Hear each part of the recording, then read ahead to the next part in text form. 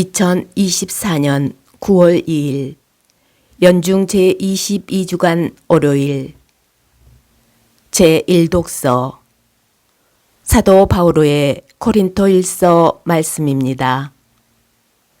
형제 여러분, 나는 여러분에게 갔을 때에 뛰어난 말이나 지혜로 하느님의 신비를 선포하려고 가지 않았습니다.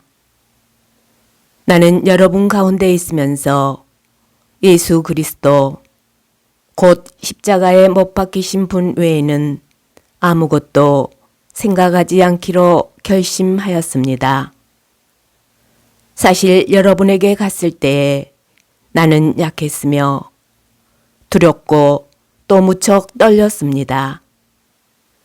나의 말과 나의 복음 선포는 지혜롭고 설득력 있는 언변으로 이루어진 것이 아니라 성령의 힘을 드러내는 것으로 이루어졌습니다.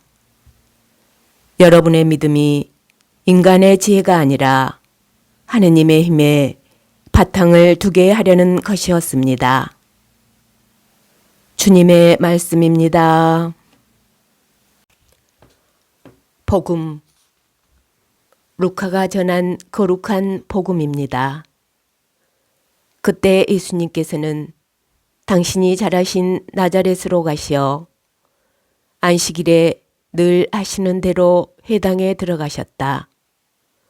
그리고 성경을 봉독하려고 일어서시자 이사야 예언자의 두루마리가 그분께 건네졌다. 그분께서는 두루마리를 펴시고 이러한 말씀이 기록된 부분을 찾으셨다. 주님께서 나에게 기름을 부어주시니 주님의 영이 내 위에 내리셨다. 주님께서 나를 보내시어 가난한 이들에게 기쁜 소식을 전하고 잡혀간 이들에게 해방을 선포하며 눈먼 이들을 다시 보게 하고 억압받는 이들을 해방시켜 내보내며 주님의 은혜로운 해를 선포하게 하셨다. 예수님께서 두루마리를 말아 시중드는 이들에게 돌려주시고 자리에 앉으시니 회당에 있던 모든 사람의 눈이 예수님을 주시하셨다. 예수님께서 그들에게 말씀하기 시작하셨다. 오늘 이 성경 말씀이 너희가 듣는 가운데서 이루어졌다. 그러자 모두 그분을 좋게 말하며 그분의 입에서 나오는 은총의 말씀에 놀라워하였다. 그러면서 저 사람은 요셉의 아들이 아닌가 하고 말하였다. 예수님께서는 그들에게 이르셨다. 너희는 틀림없이 의사야 내 병이나 고쳐라 하는 속담을 들며 내가 카파르나움에서 하였다고 우리가 들은 그 일들을 여기 내 고향에서도 해보아라 할 것이다. 그리고 계속 이르셨다. 내가 진실로 너희에게 말한다. 어떠한 애언자도 자기 고향에서는 환영을 받지 못한다. 내가 참으로 너희에게 말한다. 3년 6개월 동안 하늘이 닫혀 온 땅에 큰 기근이 들었던 엘리야 때에 이스라엘에 과부가 많이 있었다. 그러나 엘리야는 그들 가운데 아무에게도 파견되지 않고 시돈 지방 사렙타의 과부에게만 파견되었다.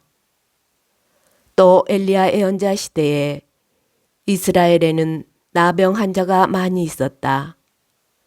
그러나 그들 가운데 아무도 깨끗해지지 않고 시리아 사람 나만만 깨끗해졌다. 해당에 있던 모든 사람들은 이 말씀을 듣고 화가 잔뜩 났다. 그래서 그들은 들고 일어나 예수님을 거울 밖으로 내몰았다. 그 거울은 산 위에 지어져 있었는데 그들은 예수님을 그 벼랑까지 끌고 가 거기에서 떨어뜨리려고 하였다. 그러나 예수님께서는 그들 한가운데를 가로질러 떠나가셨다. 주님의 말씀입니다.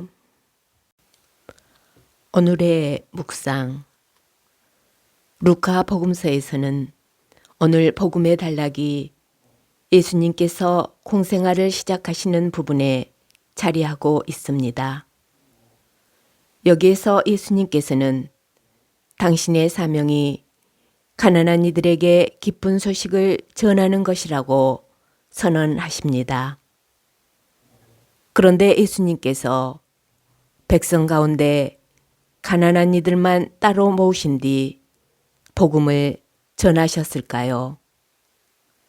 그러지는 않으셨을 것입니다. 세리 자케오나 니코데모, 아리마테아 사람 요셉 같은 이들도 예수님께서 선포하시는 복음을 들었습니다.